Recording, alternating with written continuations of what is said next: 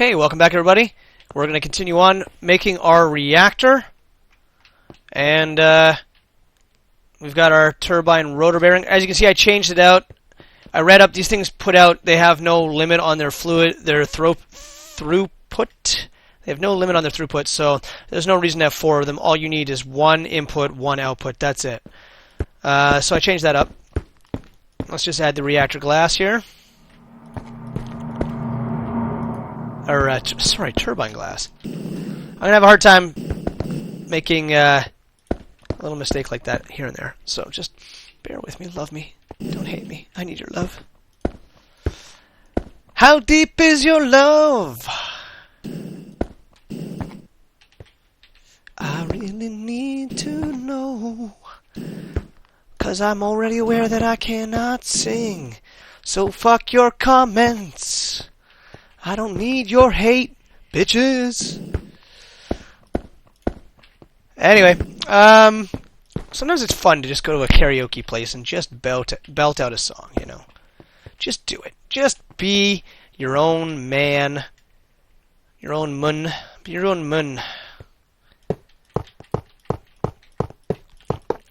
I'm sure that 20 years from now, when I'm actually famous, I'm going to get sued by everyone because I have no original ideas or thoughts or comments. Everything is taken. I just use it in a way that's entertaining, fun. But yeah, I'm probably going to get sued pretty hard by somebody somewhere down the line for stealing their IP. I don't really care. Ah, god damn it! I'm going to need to make more of this shit. I don't know how much more cyanide I actually have in the system. So anyway, like I said, we're making 1 reactor today. That's that is the goal. I made a shit ton of glass because I figured I'm going to need it. I'm going to need the glass. And one thing I'm going to have to do is I'm going to have to bring this guy into the AE network. And by that I mean I'm going to have to bring the water. I was trying to think of good ways to collect the water that this device creates. I don't know. There's in Captain Jack's video on this end of the tank, above the Enderium blocks, there is a fluid access port or some shit with a tesseract on it. I'm not sure what that tesseract's supposed to be doing. Is that tesseract creating steam? I'm not sure. I'm gonna have to look into that because, well, you know what? Shit, I won't have to look into shit because guess what? We're gonna find out as soon as I get this thing built. As soon as this bad boy is built, we're gonna discover what works, what doesn't work, what needs to be changed, what I got to do right and what I'm doing wrong.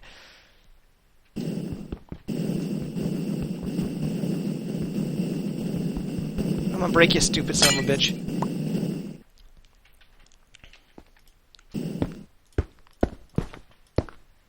I had a guy today tell me that sometimes when I'm talking, I kind of sound like Charlie Day.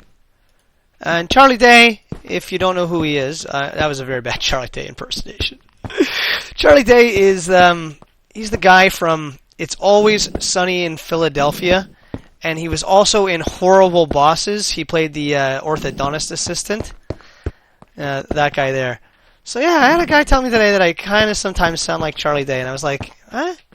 I don't really hear it, but I can kind of get where people are coming from with that there in the way that I sometimes I talk. Speaking of Always Sunny in Philadelphia, if you guys have never watched an episode of that show, like what the fuck's wrong with you? I'm gonna just come out and say it. Something wrong with you, boy. You need to get out there and watch yourself some Always Sunny in Philadelphia. Truthfully, it is one of the funniest shows on TV. Maybe a little mature for some audience members out there in the content and the humor style. I gotta say, though, it is absolutely hysterical. It is it is a guilty pleasure of mine. I haven't watched enough of it, but yet whenever it's on, whenever I catch it, I can't change the channel. Kind of also like Curb Your Enthusiasm, Larry David. Larry David, if you don't know, is the very, very wealthy now co-creator of Seinfeld with Jerry Seinfeld, and I read a thing in Forbes that they've collectively made $400 million each just from syndication off that show. It's been off the air for 11 years. That's insane. But anyway, Always Sunny in Philadelphia. I do highly recommend you checking it out. If you need to find an episode that'll get you hooked on Always Sunny in Philadelphia, check out the episode where they try to do an extreme makeover home edition to give back to the community. If you want to laugh till you can't breathe, that is the episode to watch, my friends. That is one of the funniest fucking episodes that show has ever done. It is so good. So good. But yeah, also watch Always Sunny in Philadelphia. Curb Your Enthusiasm. I never caught anything past the first season. And I think it's not like it's 5th season now or something like that. It's been around for a while. But goddamn, Larry David. He's very funny. His style of humor is... here's another comedian that you really need to start watching. Is Louis C.K. If you've never seen anything that Louis C.K. does, you are missing out on life. Louis C.K. is such a funny guy. I started watching him a few years ago when he had his first show, Lucky Louie. And Lucky Louie was very, very funny, very low budget, but a goddamn hysterical romp. Just one of the funniest shows I've ever seen. It wasn't continuously funny, it was the scenarios. It was just his style of humor, which reminds me of Larry David a lot, that it's kind of like this. Bad things just happen to him, and he just has to deal with it. But check out his newest show, Louie. It's just called Louie. FX show. It is so funny. While not being the funniest episode, I think the episode that kind of, for me, is the example of that show. Like, the example I want to give to people is there's an episode where he goes to Hawaii or Florida or something like that, or Cuba. I don't remember where it is exactly. He goes on vacation, and he ends up accidentally drowning, and the lifeguard saves him. And the lifeguard and him hit it off, and they become good buddies. And then the next... and I don't want to ruin it for you, but it's got a very slow build-up. Very, very slow build-up. And the payoff's not even that big. But the scenario, the awkwardness of it is... It's almost palatable. You're going to be sitting there and you're going to be actually cringing in your seat. It is one of the funniest goddamn things ever. I always do that. So, what are we doing here? Okay, so we've got the glass 90% finished. Got our Enderium. We're taking our rotor shafts now. And the rotor shaft has to extend across the entire length. Just like that. I should have 18 left. Yep. Now we need our rotor blades. And I'm going to have to pause it here because I'm going to have to count how many rotor blades are on Captain Jack's thing here. Or just bear with me. 1, 2, 3, 4, 5, 6, 7. And they're 3 long. Okay. Now I need to get my rotor blades. Excuse me.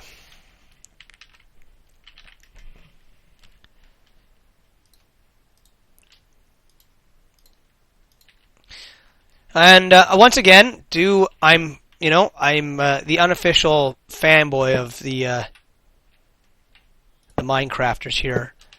I love what they've done. I love everything they come up with. I follow their tutorials. Most of my base, most of everything I've done in this game has been directly created because of them. In reality, this would never be able to rotate. Maybe it's not 3 long. Maybe it's only 2 long. Yeah, that looks better. I guess they're 2 long. It's just...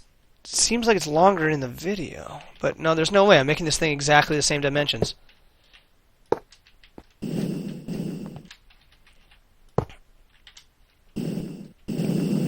But yeah, the Minecrafters, really, really great. I think if I start taking this show a little more seriously, this Minecraft show, eventually I want to do some multiplayer stuff, because it's fun to do stuff on your own. Don't get me wrong. I like the solitary thing, the no commitment. I've done my years in clans. You know, I've done that. I've done that. When I used to play Eve, you know, that's where I met Squiddy. You know, we did the clan thing, we did the corporation thing, we did the alliance thing. I used to do my own clan. I used to have my own clan back in Quake 3 Arena.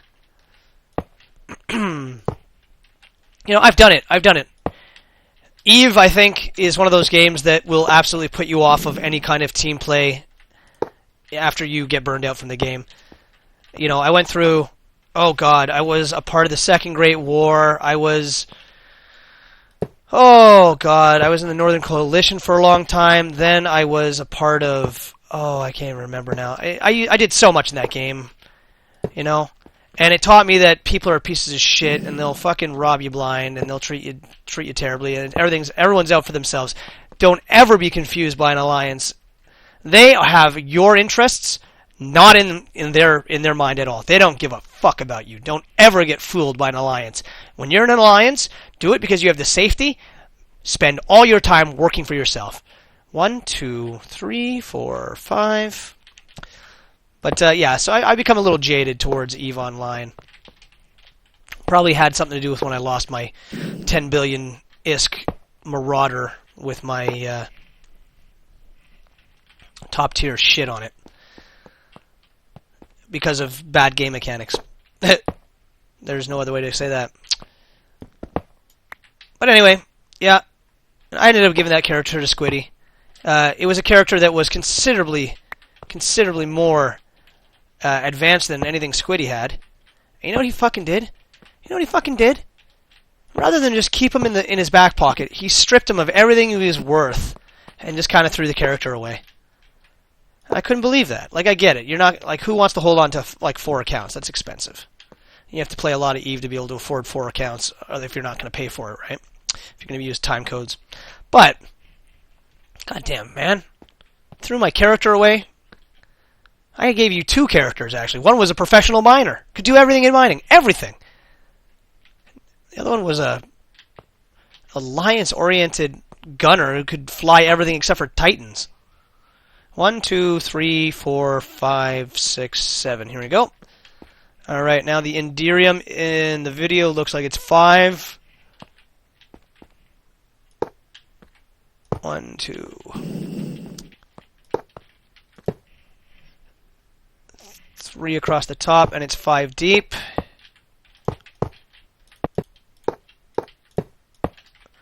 Enderium, if you don't know, is the most valuable material when it comes to these rotor blade coils, and that's what I'm building right now. This is a rotor blade coil. Basically what this does is allows the rotor shaft to create power. Without this, it can't make power. Now there should be 37 blocks of Enderium here, so I'm going to have to count these out. I think that's actually the way it's set up here, so let's see. 5, 10, 15,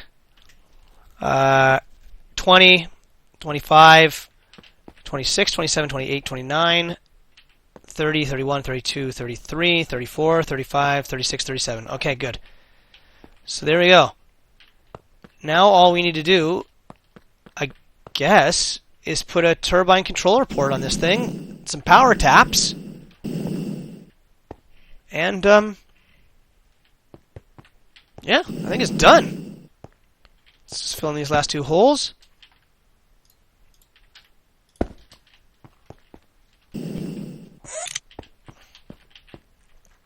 Let's get a turbine controller. I don't know why I made 4 of these things. Future-proofing.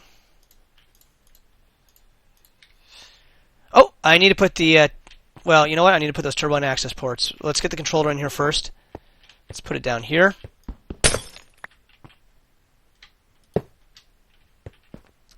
Now that didn't complete because I don't have these 2 pieces installed right here. So after this, well, actually, we can just click on the controller. It'll tell us exactly what's missing. 1 block is not valid in this machine's interior controller. Block is not valid for use in this machine's interior controller.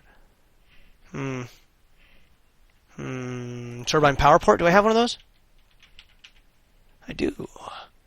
Got 3. 1, 2, 3.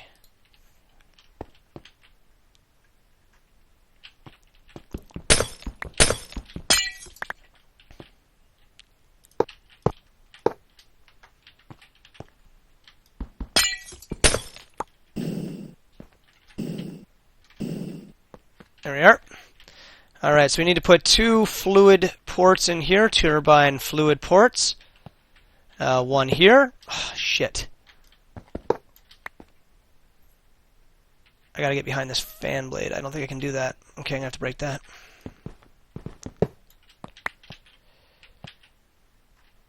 One here, red on red, and then blue on blue. So we'll break this fan blade as well. Blue on blue. Blue on blue. Uh-oh. I can't seem to change this. Shit. Alright, let's get out of here for a second. Complete the... There we are. It just became...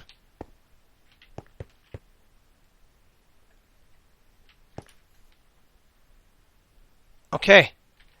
Alright. So everything is there. I don't know what's going to happen with that fluid port. Maybe it'll automatically orientate based on the reactor coolant port. I don't know. Let's turn this son of a bitch on and see what happens here. Quarried stone. Where is that stuff? Let's turn this bitch on. We'll see what happens.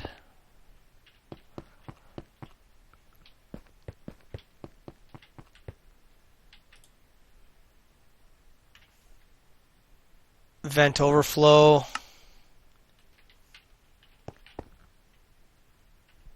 Oh! It's spinning! Wait, did I replace those 2 blades? No, I didn't. Oh.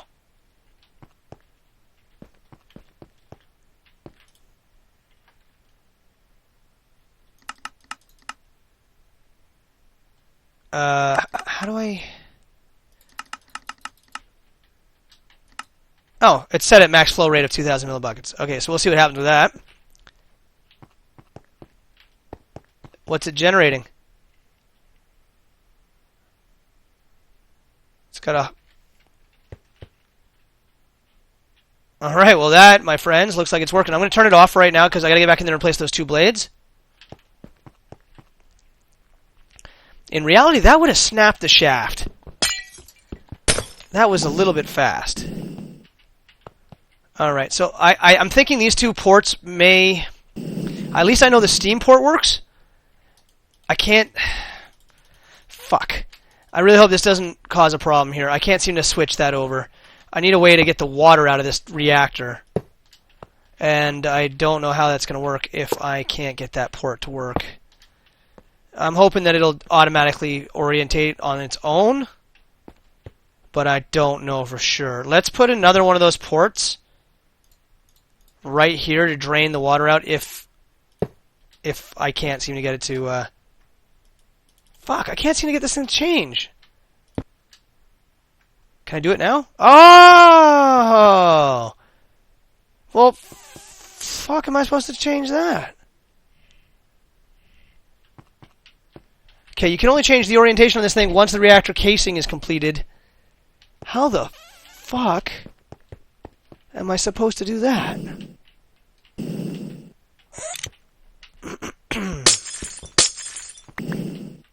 I guess I have to get into the reactor this way. And break...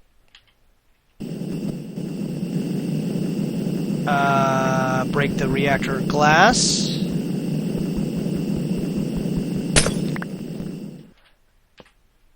And do this. Oh, it did! It automatically set itself. Okay, perfection.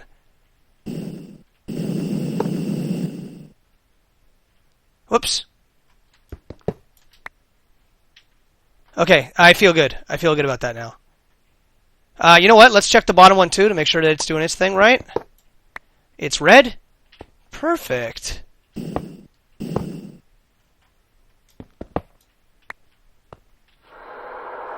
I want that one to be red. Perfection.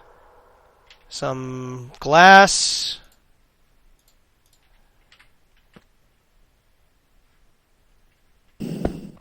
And one of these sons of bitches here.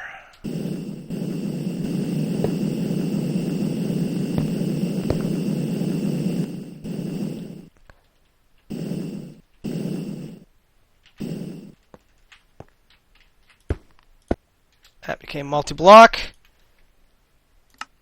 Turn it on.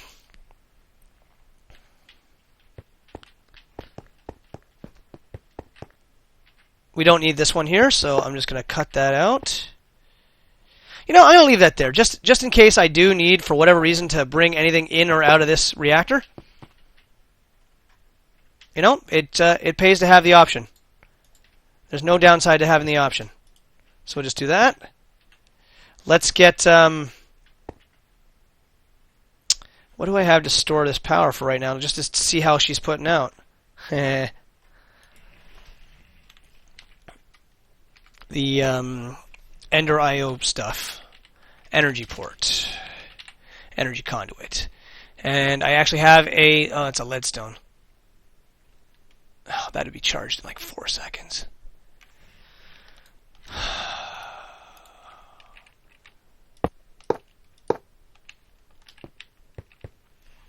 What the hell can I make?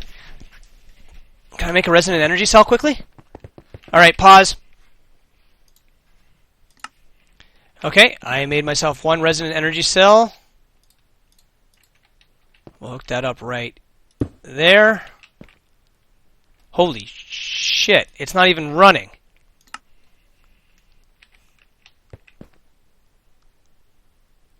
Now remember, this can hold up to, how many million? 50 million RF? Just one of these things holds 50 million RF.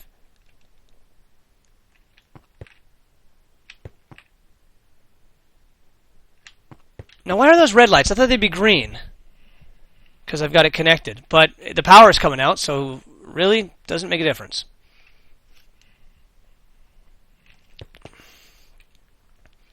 Now, it's going to take a while to get its speed up, I imagine. Yeah. And hopefully, if this thing is set up correctly, rotor efficiency, 91%, 56 out of 80 blades. You know, I never checked. I don't think Captain Jack ever looked inside of the controller on his demo. I don't know if this is the correct way it should be.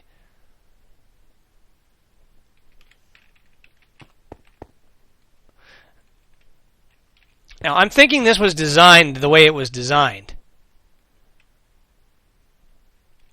But I don't know for sure. Let's see what the water is doing on this thing. It seems to be holding steady. That's good. Reactor efficiency seems like it's fine. Steam output's consistent. Water input's consistent with that one transfer node fully upgraded. Probably could stand to have 1 second transfer node just to keep the water level at 100% in this thing.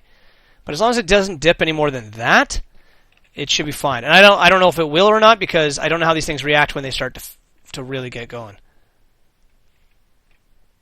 Look at that. That's starting to pick up some speed now. Yeah, it's in its first efficiency level. We're up to 12,000 RF. This thing's already passing our passively cooled reactor that we have in the power plant.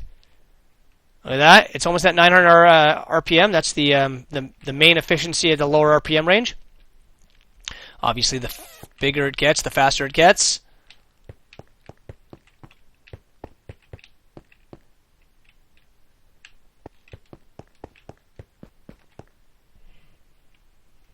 All right. Holy shit. And this thing is capped at 10,000 input, right? It's not a capacitor bank. So it's probably taking in as much as it can take in right now. Yeah, it's taking in as much as it can take in. We're up to 15,000. RPMs are still increasing. Water, fine.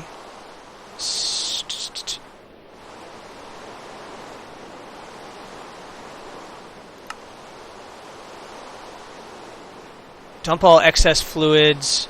Exhaust fluid tank will not fill. What's the exhaust? Oh, this is the exhaust fluid tank. Alright, so let's see what happens when I do that. No change.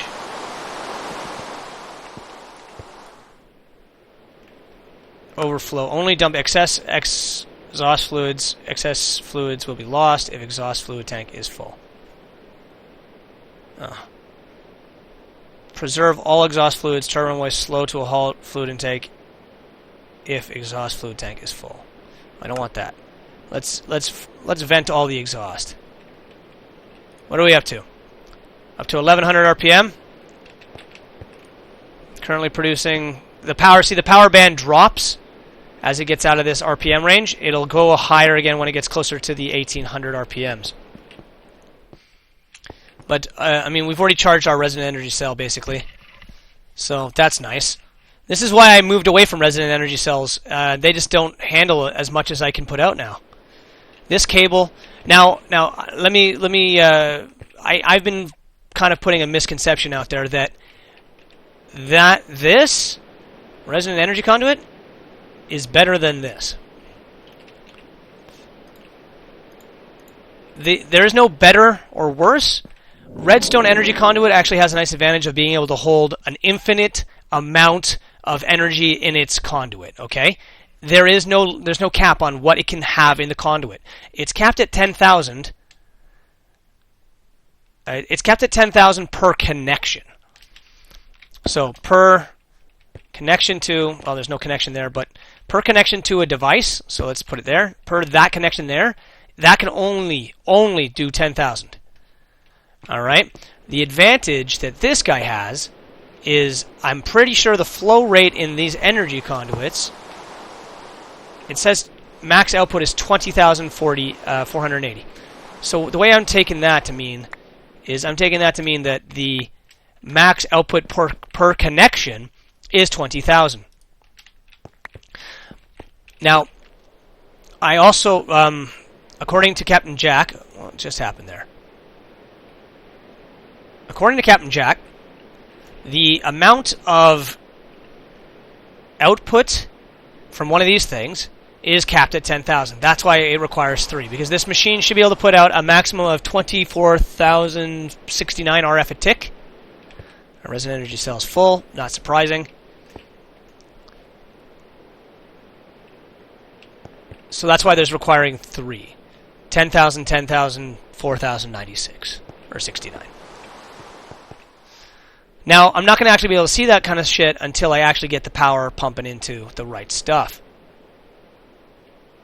And I'm curious if I just do this for a second. Yeah, those are both interchangeable. I stick with this stuff, though, for my high output. I actually have to start... The thing is that this is actually fine. This conduit works just fine for 90% of my machines. For my higher output shit, I think I'm going to have to go with these energy conduits here.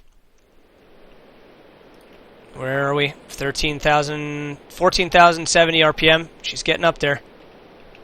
I kind of want this thing to hit 18,000 or close to 18,000 before I end this video.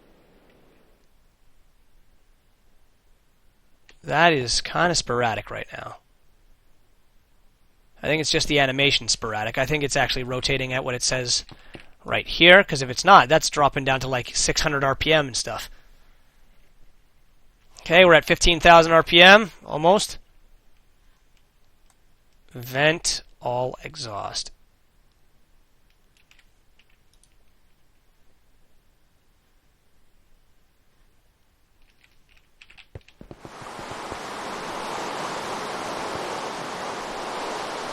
Steam output is still consistent.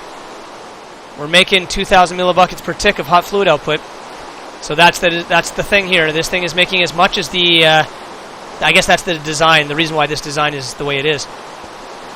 Oh, we're starting to burn through this stuff. 0.258 millibuckets. So per burn-up rate, we are producing considerably more power than a passive, or a passive reactor could ever do. We're getting closer. Plus, I gotta say, as far as badass is concerned, this thing looks fucking amazing. Look at this thing. How could you not think this looks cool? This looks amazing. Now, there's room on this for one more set of turbine blades, but there's a reason why Captain Jack and his team didn't add that extra set of turbine blades. I don't really want to flirt with the reasoning behind that. They did it for a reason. There's probably a very good reason. I probably should just keep it the way it is. They also went with that number of Endurium blocks for a reason as well. I don't know exactly. Can I get a higher output? We have to wait till this thing hits its total rotational speed. Let's just keep the flow rate at max. Come on, push it real good.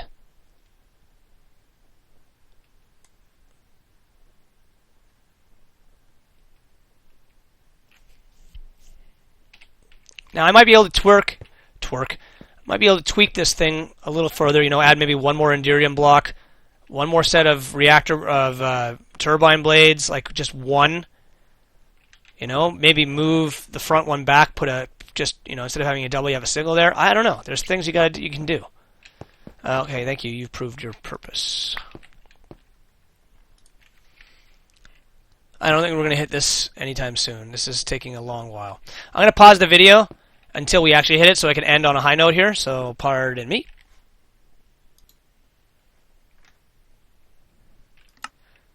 Okay, so it's been a couple of minutes, and we seem to have peaked about this point here.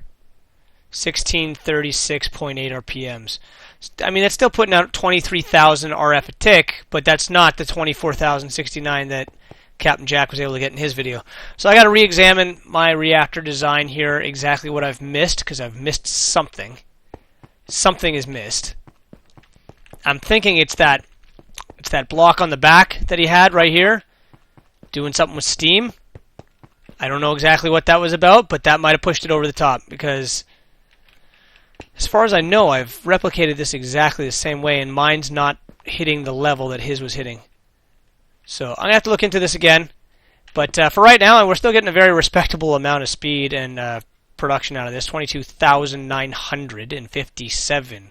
But it's just outside of the freaking sweet spot, so I need to get it up a little bit more. I got to get the speed of this thing up a little bit more. I don't know if I have to add more steam to the production. I shouldn't have to add more steam, though, because